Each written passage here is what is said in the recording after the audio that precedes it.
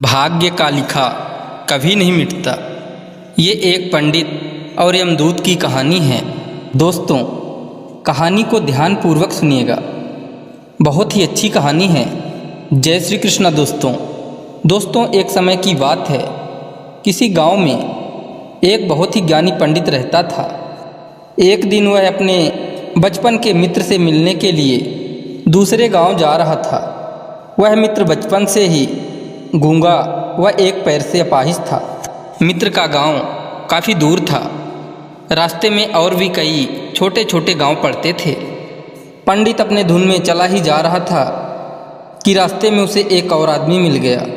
वह भी पंडित के साथ साथ चलने लगा। पंडित ने सोचा, चलो अच्छा ही हुआ, साथ साथ चलने से सफ़र जल्दी कट जाएगा। चलते चलते पंडित ने उस आदमी से उसका नाम पूछा तो उस आदमी ने अपना नाम महाकाल बताया। पंडित को यह नाम थोड़ा अजीब सा लगा, पर पंडित ने नाम के विषय में कुछ और पूछना उचित नहीं समझा। दोनों धीरे धीरे साथ में चल ही रहे थे। तभी रास्ते में एक गांव आया तो महाकाल ने पंडित से कहा, तुम आगे चलो, मुझे इस गांव में एक संदेशा देना है, मैं तुमसे आगे मिलता हूँ। पंडित ने कहा, ठीक है, और आगे की ओर चल दिया। तभी ही गांव में खबर फैली कि एक व्यक्ति को भैंसे ने मार दिया है। जैसे ही भैंसे ने उस व्यक्ति को मारा, ठीक थोड़ी ही देर में महाकाल आ गया। फिर चलते चलते दोनों एक दूसरे गांव के बाहर पहुंचते हैं, जहां पर एक छोटा सा मंदिर बना था। ठहरने की व्यवस्था भी अच्छी लग रही थी। पंडित के मित्र का भी गांव वहां से दूर था और रात्रि भी होने वाली थी। तो पंडित ने कहा, रात्रि होने वाली है, पूरा दिन चलते चलते थकान भी लग रही है और भूख भी लगी है, तो यहीं भोजन करके आराम कर लेते हैं, सुबह आराम से आगे का सफ़र करेंगे। महाकाल ने कहा, ठीक है, मुझे इस गांव में किसी को कुछ ज़रूरी सामान देना है, तुम खाना खा लो और आराम करो, मैं बाद में आके खा लूँगा। इतना कहकर वह चला गया। लेकिन उसके जाते ही कुछ ही देर में उस गांव में धुआं उठता दिखाई दिया और देखते ही देखते पूरे गांव में आग लग गई। पंडित ने आश्चर्य से सोचा, यह महाकाल जहां भी जाता है वहां किसी न किसी तरह की हानि जरूर हो जाती है, कुछ तो गड़बड़ है। लेकिन पंडित ने रात्रि में महाकाल से इस बात का कोई जिक्र नहीं किया। सुबह दोनों ने फिर अपने गंतव्य की ओर चलना प्रारंभ कर दिया। कुछ ही दूर में फिर एक गांव आया तो महाकाल ने फिर पंडित से कहा, आप आगे चलते जाइए, मैं कुछ दूर में आपसे मिलता हूँ। मुझे इस गांव में भी कुछ ज़रूरी काम है, तो काम करके मैं आपसे कुछ आगे मिल लेता हूँ। यह कहकर महाकाल जाने लगा। लेकिन इस बार पंडित आगे नहीं बढ़ा, बल्कि वहीं खड़ा होकर महाकाल को देखता रहा कि अब वह कहाँ जाता है और क्या करता है। तभी लोगों की आवाज़ें सुनाई देने लगी कि किसी व्यक्ति को सांप ने काट लिया है और वह मर गया है। ठीक उसी समय महाकाल फिर से उस पंडित के पास पहुंच गया। लेकिन इस बार पंडित को सहन नहीं हुआ। उसने महाकाल से पूछ ही लिया कि तुम जिस गांव में जाते हो वहां कोई न कोई नुकसान जरूर हो जाता है, क्या तुम मुझे बता सकते हो, ऐसा क्यों होता है? तो महाकाल ने जवाब दिया, पंडित जी, आप तो मुझे बहुत बड़े ज्ञानी मालूम पड़े थे, इसीलिए मैं आपके साथ चलने लगा था, क्योंकि ज्ञानियों का संग बहुत अच्छा होता है, परंतु आप अभी तक समझ नहीं पाए मैं कौन हूँ। पंडित ने कहा, मैं समझ गया हूँ, लेकिन मुझे कुछ शंका है। अगर आप ही अपना उपयुक्त परिचय दे दें तो मुझे आसानी होगी। तो महाकाल ने जवाब दिया, मैं यमदूत हूँ और यमराज की आज्ञा से उन लोगों के प्राण हरण करता हूँ जिनकी आयु पूर्ण हो चुकी है। हालांकि पंडित को पहले से ही इस बात की शंका थी, फिर भी महाकाल के मुंह से यह सुनकर पंडित घबरा गया। लेकिन फिर से हिम्मत करके पूछा, अगर ऐसी बात है और तुम सचमुच ही यमदूत हो तो बताओ, अगली मृत्यु किसकी है? यमदूत ने जवाब दिया, अगली मृत्यु तुम्हारे उसी मित्र की है जिससे तुम मिलने जा रहे हो। और उसकी मृत्यु का कारण भी तुम ही बनोगे। यह बात सुनकर पंडित सहम सा गया और सोच में पड़ गया कि वास्तव में यदि यह महाकाल यमदूत हुआ तो उसकी बात भी सही होगी और उसके कारण मेरे बचपन के सबसे घनिष्ठ मित्र की मृत्यु हो जाएगी। इसलिए अच्छा यही होगा कि मैं अपने मित्र से मिलने ही न जाऊं। कम से कम मैं तो उसके मृत्यु का कारण नहीं बनूंगा। महाकाल ने कहा, तुम जो सोच रहे हो वह सब मुझे पता है, मगर तुम्हारे अपने मित्र से मिलने न जाने से नियति नहीं बदल जाएगी। तुम्हारे मित्र की मृत्यु निश्चित है और वह अगले कुछ ही क्षणों में घटित होने वाली है। महाकाल के मुंह से ऐसी बातें सुनकर पंडित को झटका सा लगा, क्योंकि महाकाल ने उसके मन की बात जान ली थी, जो एक साधारण व्यक्ति के लिए संभव नहीं है। अब पंडित को विश्वास हो गया कि यह महाकाल सचमुच में ही यमदूत है, इसलिए वह मित्र के मृत्यु का कारण न बने, इस कारण वह पीछे की ओर मुड़ा और अपने गांव की ओर जाने लगा। परंतु जैसे ही पंडित मुड़ा, उसका मित्र तेजी से उसकी ओर आता दिखाई दिया, जो पंडित को देखकर अत्यंत प्रसन्न दिख रहा था।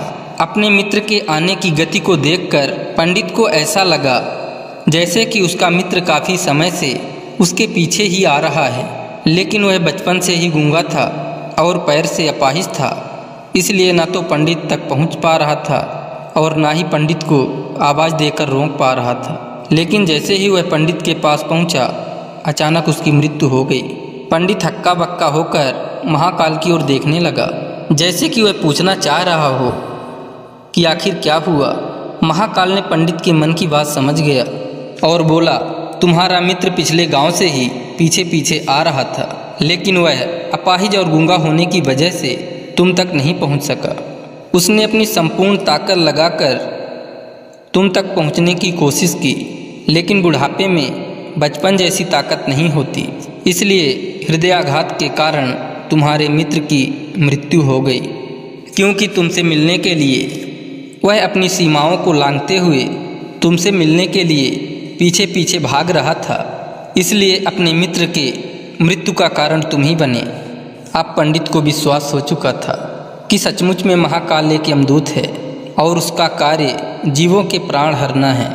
पंडित एक ज्ञानी व्यक्ति था, इसलिए यह भी जानता था कि मृत्यु पर किसी का बस नहीं चलता, सभी जीवों को एक न एक दिन तो मरना ही है। यही सोचकर उसने अपने आप को संभाल लिया, लेकिन अचानक पंडित के मन में स्वयं की मृत्यु के बारे में जानने की इच्छा हुई, इसलिए उसने महाकाल से कहा, जब मृत्यु मेरे मित्र की होनी थी तो तुम शुरू से ही मेरे साथ क्यों चल रहे थे? महाकाल ने जवाब दिया, मैं तो सभी के साथ चलता हूँ और हर क्षण चलता रहता हूँ, किंतु लोग पहचान नहीं पाते, क्योंकि लोगों के पास अपनी समस्याओं के अलावा किसी और व्यक्ति, वस्तु या घटना के संदर्भ में सोचने व उसे देखने समझने का समय ही नहीं होता। तो पंडित ने कहा, क्या तुम बता सकते हो मेरी मृत्यु कब और कैसे होगी?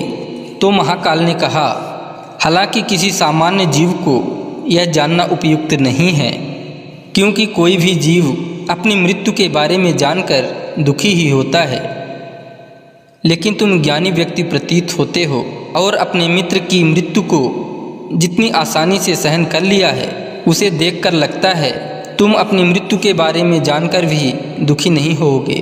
तो तुम्हारी मृत्यु आज से ठीक 6 महीने बाद आज के ही दिन किसी दूसरे राज्य में फांसी लगने से होगी, और सबसे आश्चर्य की बात यह होगी कि तुम स्वयं खुशी से फांसी को स्वीकार कर लोगे।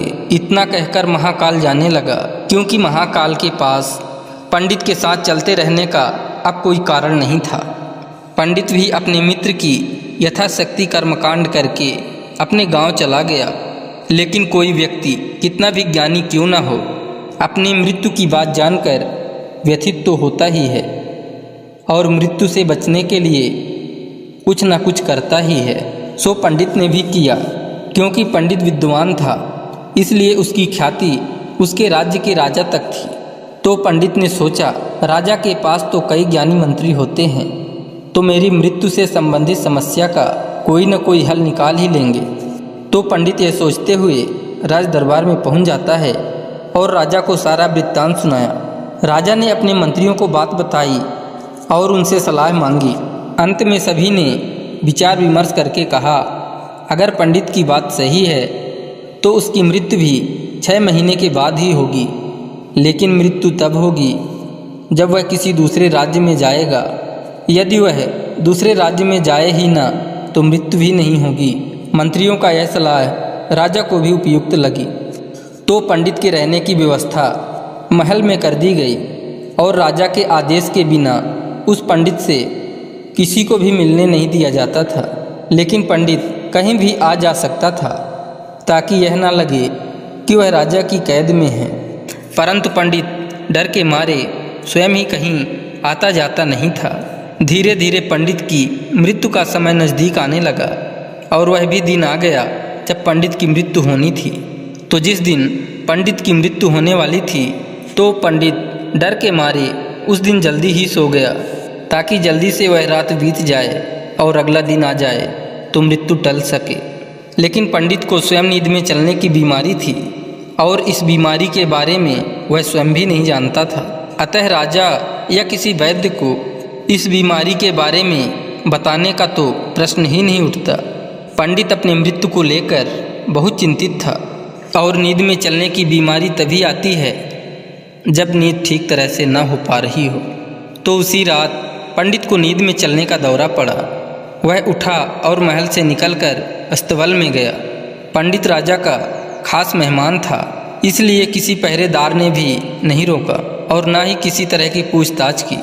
अस्तबल में पहुंचकर वह सबसे तेज चलने वाले घोड़े की पीठ में सवार होकर नींद में ही राज्य की सीमा के बाहर किसी दूसरे राज्य में चला गया। इतना ही नहीं, वह दूसरे राज्य के राजा के महल में पहुंच गया और उस महल के पहरेदार ने भी उसे नहीं रोका और ना ही कोई पूछताछ की।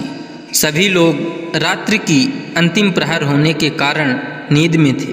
वह पंडित सीधे राजा के शयन कक्ष में पहुंच गया। जहां राजा और रानी सो रहे थे वहीं पंडित भी जाकर लेट गया। सुबह हुई तो राजा ने पंडित को रानी के बगल में सोया हुआ देखा, जिससे राजा बहुत क्रोधित हुआ। पंडित को गिरफ्तार कर लिया गया।